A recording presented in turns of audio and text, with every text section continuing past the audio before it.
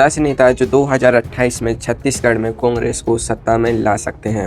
आखिर कौन है नंबर 1? नंबर 10 पर आते हैं रायपुर की सड़कों पर हमेशा गर्म तवे की तरह खोलने वाले विकास उपाध्याय जी। वर्तमान में अखिल भारतीय कांग्रेस कमेटी के राष्ट्रीय सचिव हैं और पूर्व में रायपुर पश्चिम से विधायक तथा संसदीय सचिव रह चुके हैं। इनका सबसे मजबूत प्रभाव क्षेत्र राजधानी रायपुर और आसपास का शहरी मध्यम वर्ग है। इनकी सबसे बड़ी ताकत है इनका आक्रामक अंदाज। ये वो नेता हैं जो विपक्ष में रहते हुए पुलिस के वाटर कैनन के सामने छाती तानकर खड़े हो जाते हैं और धरने पर बैठ जाएं तो अधिकारियों के पसीने छुड़ा देते हैं। कांग्रेस के लिए सबसे बड़ा सिरदर्द हमेशा से रायपुर और दुर्ग की शहरी सीटें रही हैं, जहां बीजेपी अपना पक्का किला बनाकर बैठती है। ऐसे में विकास उपाध्याय जी जैसे तेज तर्रार नेता अगर दिन रात एक कर दें तो शहर की बंजर जमीन पर भी कांग्रेस की हरियाली लौट सकती है। लेकिन राजनीति में सिर्फ सड़कों पर हल्ला मचाने से दाल नहीं गलती। अंदरूनी गुटबाजी से निपटना इनके लिए सबसे बड़ी अग्नि परीक्षा होगी।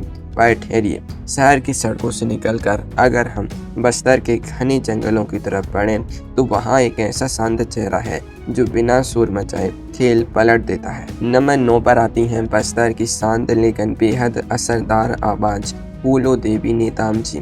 वर्तमान में राज्यसभा सांसद हैं और इससे पहले केस काल से विधायक तथा प्रदेश महिला कांग्रेस की लंबे समय तक अध्यक्ष रह चुकी हैं।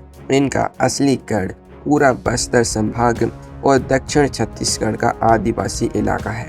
इनकी ताकत है इनका सादगी भरा अंदाज और बस्तर के अंदरूनी गांवों में महिलाओं का मजबूत नेटवर्क। राजनीति में जब विरोधी बड़ी बड़ी रैलियों में व्यस्त रहते हैं तब फूलो देवी जी चुपचाप महिला स्व सहायता समूहों और ग्रामीण मतदाताओं के घर घर जाकर जमीन तैयार करती हैं। महतारी बंधन जैसी योजनाओं की काट ढूंढने और आधी आबादी यानी महिला वोट बैंक में सेंध लगाने के लिए कांग्रेस के पास इनसे ज़्यादा भरोसेमंद आदिवासी महिला चेहरा कोई दूसरा नहीं है। पर सवाल यह है कि क्या सिर्फ महिला मोर्चे के दम पर बस्तर की 12 सीटों का सूखा खत्म होगा? क्योंकि इसके बाद जिस नेता का नंबर आता है वो पैदल चलकर ही पूरी सियासत नापने के लिए मशहूर है। नंबर 8 पर आते हैं मैराथन वॉक और संगठन के पक्के शिल्पी मोहन मरकाम जी। पूर्व में प्रदेश कांग्रेस कमेटी के अध्यक्ष और भूपेश कैबिनेट में आदिम जाति कल्याण मंत्री रह चुके हैं। साथ ही कोंडागांव विधानसभा से 2 बार विधायक रहे हैं। इनका प्रभाव क्षेत्र कोंडागांव और मध्य बस्तर का इलाका है। इनकी सबसे बड़ी ताकत है इनका संगठन प्रेम और बूथ स्तर तक सीधे कार्यकर्ताओं से जुड़ाव। जब 2019 के बाद कांग्रेस का संगठन सुस्त पड़ने लगा था तब मोहन मरकाम जी ने तपती धूप में पदयात्राएं करके कार्यकर्ताओं में जान फूंकी थी। ये वो नेता है जो पार्टी के अंदर किसी भी गुट की परवाह किए बिना अपनी एक अलग और वफादार फौज तैयार रखते हैं। हालांकि कई बार शीर्ष नेताओं से तालमेल की कमी इनके रास्ते का रोड़ा बन जाती है। लेकिन बस्तर में कांग्रेस को अगर वापसी की इबारत लिखनी है तो इस धाकड़ सिपाही को नज़रअंदाज करना अपने ही पैर पर कुल्हाड़ी मारने जैसा होगा। पर जरा रुकिए, बस्तर में एक ऐसा भी नेता है जिनकी देसी बोली के आगे बड़ी बड़ी महारथी पानी मांगते हैं। नंबर 7 पर आते हैं बस्तर की राजनीति के सबसे जिंदा दिल और देसी जादूगर कवासी लखमा जी। कोंटा सीट से लगातार 6 बार विधायक रह चुके हैं और पूर्व सरकार में वाणिज्य कर और आबकारी मंत्री की जिम्मेदारी संभाल चुके हैं। इनका दबदबा सुकमा, दंतेवाड़ा और बीजापुर यानी दक्षिण बस्तर के घने जंगलों में ऐसा है कि विरोधी लाख जोर लगा लें इनका तिलिस्म नहीं तोड़ पाते। इनकी ताकत है इनकी ठेठ देसी जुबान, हाजिर जवाही और आदिवासियों के साथ जमीन पर बैठकर बीड़ी सुलगाने वाला अपनापन। राजनीतिक विश्लेषक चाहे टीवी स्टूडियो में बैठकर कितने भी कठिन समीकरण बना लें, कवासी लखमा जी अपनी देसी चौपालों से वोट निकालना बखूबी जानते हैं। जब भी बस्तर में कांग्रेस बैकफुट पर दिखती है, लखमा जी का एक बयान पूरा माहौल गर्मा देता है। लेकिन क्या दक्षिण बस्तर का ये देसी करिश्मा पूरे छत्तीसगढ़ में असर दिखा पाएगा? क्योंकि आगे जिस युवा नेता का नाम आ रहा है उसके पास एक बहुत बड़ा भावनात्मक रूप का पत्ता है। नंबर 6 पर आते हैं रायगढ़ की मिट्टी से निकले सौम्य और बेहद शालीन युवा नेता उमेश पटेल जी। वर्तमान में खरसिया से विधायक हैं और पूर्व सरकार में उच्च शिक्षा व खेल मंत्री तथा प्रदेश युवा कांग्रेस के अध्यक्ष रह चुके हैं।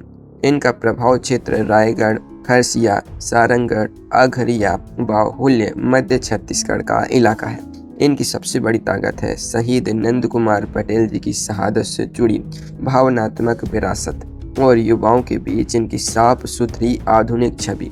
उमेश पटेल जी उन गिने चुने नेताओं में से हैं जो बिना किसी विवाद के चुपचाप अपना काम करते हैं और युवा वोटरों को अपनी तरफ खींचने की जबरदस्त क्षमता रखते हैं। खरसिया की सीट पर बीजेपी दशकों से आंख गड़ाए बैठी है, लेकिन उमेश जी उस किले की ऐसी दीवार हैं जिसे ढहाना नामुमकिन साबित हुआ है।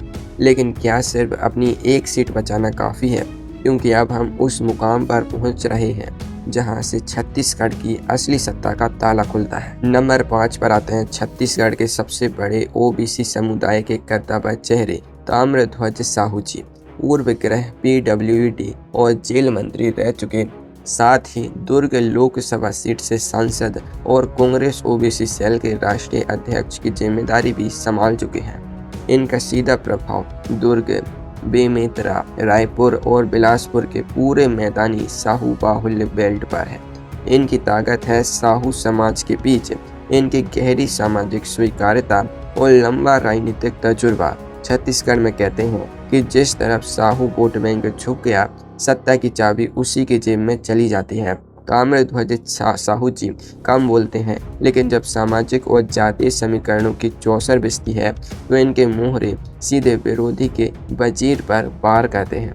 अगर कांग्रेस को मध्य छत्तीसगढ़ के मैदानी इलाकों में अपनी खोई हुई साख वापस लानी है तो इस दिग्गज के अनुभव की ढाल के बिना चुनावी जंग जीतना नामुमकिन होगा।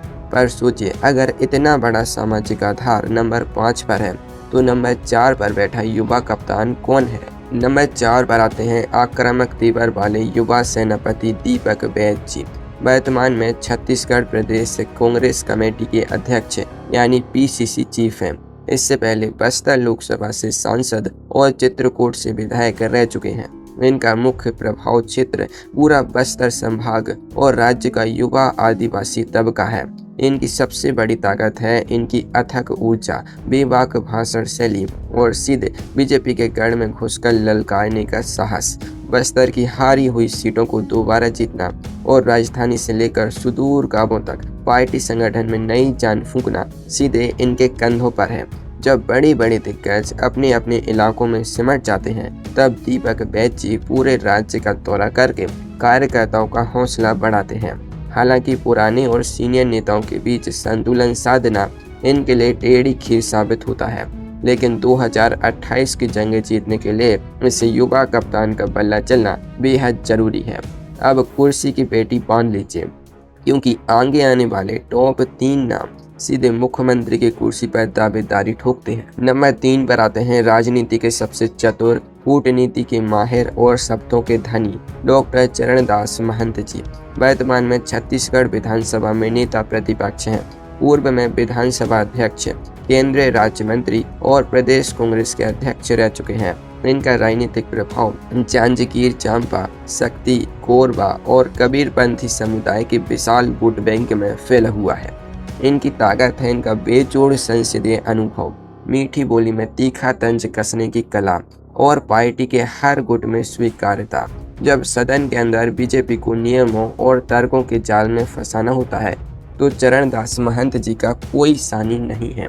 ये वो नेता है जो विवादों से बचते हुए कब खेल अपने पक्ष में मोड़ लें, इसका अंदाजा विरोधियों को परिणाम आने के बाद ही लगता है। महंत जी की रणनीति मैदान में कांग्रेस के लिए वो संजीवनी है जो बिलासपुर संभाग में पार्टी का परचम लहरा सकती है। लेकिन क्या इनका शांत स्वभाव उस राजसी तेवर का मुकाबला कर पाएगा जो नंबर 2 पर बैठा है? नंबर 2 पर आते हैं सरगुजा के महाराजा और कांग्रेस के सबसे बड़े बौद्धिक रणनीतिकार टीएस सिंहदेव जी, यानी सबके चहेते बाबा। पूर्व में छत्तीसगढ़ के पहले उप मुख्यमंत्री, स्वास्थ्य व पंचायत मंत्री और नेता प्रतिपक्ष रह चुके हैं। इनका एक क्षेत्र प्रभाव पूरे सरगुजा संभाग के 14 विधानसभा सीटों पर है। इनकी ताकत है इनकी बेदाग छवि, जनता में अगाध सम्मान और घोषणा पत्र तैयार करने की बेजोड़ समझ। साल 2018 में कांग्रेस की 68 सीटों वाली ऐतिहासिक जीत का जो मैनिफेस्टो बना था, उसके मुख्य वास्तुकार सहदेव जी ही थे। जब टीएस बाबा मैदान में उतरकर अपनी सौम्य मुस्कान के साथ जनता से संवाद करते हैं तो जाति पाति के सारे बंधन टूट जाते हैं। उत्तर छत्तीसगढ़ के 14 सीटों के किले को दोबारा जीतना है तो कांग्रेस को इस राजा के दरवाजे पर मत्था टेकना ही पड़ेगा। अब दिल थाम लीजिए, क्योंकि जिस नंबर 1 चेहरे की बात हम करने जा रहे हैं उसके बिना छत्तीसगढ़ की राजनीति का पत्ता भी नहीं हिलता। नंबर 1 पर आते हैं छत्तीसगढ़ की माटी के सबसे आक्रामक किसान राजनीति के मसीहा और पूर्व मुख्यमंत्री भूपेश बघेल जी। वर्तमान में पाटन से विधायक हैं और पूर्व में प्रदेश कांग्रेस अध्यक्ष रहकर 15 साल के बीजेपी शासन को उखाड़ फेंकने वाले मुख्य नायक रहे हैं। इनका प्रभाव दुर्ग, रायपुर, बिलासपुर से लेकर पूरे छत्तीसगढ़ के ग्रामीण और ओबीसी वोट बैंक पर एक तरफा है। इनकी ताकत है इनका गजब का जुझारूपन, छत्तीसगढ़िया अस्मिता का भावनात्मकताओं और सीधे केंद्र सरकार की नीतियों से टकराने का निडर अंदाज। जब भूपेश बघेल जी मंच पर चढ़कर अपनी ठेठ छत्तीसगढ़ी में विरोधियों को ललकारते हैं तो पूरे राज्य का किसान और ग्रामीण कैडर जोश से बह जाता है। विपक्ष में रहते हुए जनता के मुद्दों को कैसे आंदोलन में बदलना है, ये हुनर इनसे बेहतर कोई नहीं जानता।